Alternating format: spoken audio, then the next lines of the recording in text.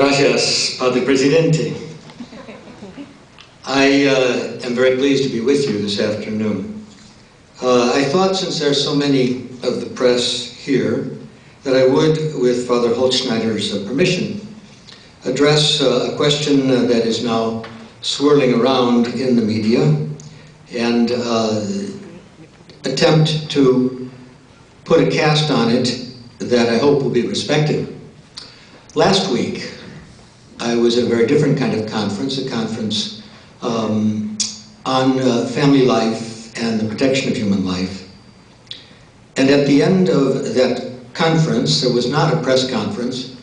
It was simply a question of responding to inquiries from the floor, and I thought that that was the only context in which my responses would be understood. One of the questions had nothing to do with the topic that I addressed. It was rather, Cardinal, what are you doing? Because the University of Notre Dame has invited President Obama to give a doctorate, to receive an honorary doctorate in laws at his commencement. And my response to that is, well, what are you doing? The bishops don't control the University of Notre Dame.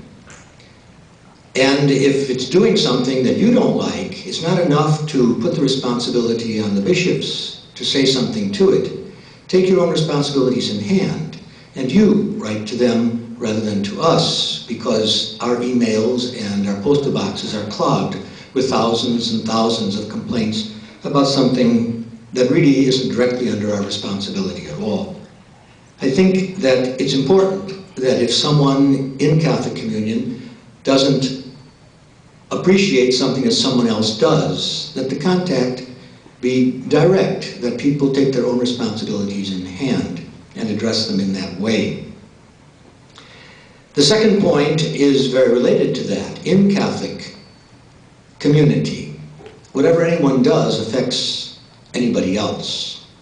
We can think of scandals, we can think of problems, and therefore no decision can be totally unilateral by any institution that calls itself Catholic. Everybody's going to feel involved, either reinforced or betrayed in some fashion. And that is where I've been having discussions with the university. I had hoped in private, because no one questions the good faith of the president of the university, nor of the president of the United States. Now, unfortunately, those discussions are complicated because of the publicity given, but the principle is true. No university, no bishop, no parish can take a decision unilaterally and then be surprised by the reaction that everyone else who calls himself or herself Catholic might make to it, particularly around a particularly profoundly, deeply divisive issue, such as the protection of human life in mothers' wombs. And so the decision, in a sense, corroborates our theology. What one of us does in Catholicism affects us all. And I think that's a question that has to be discussed.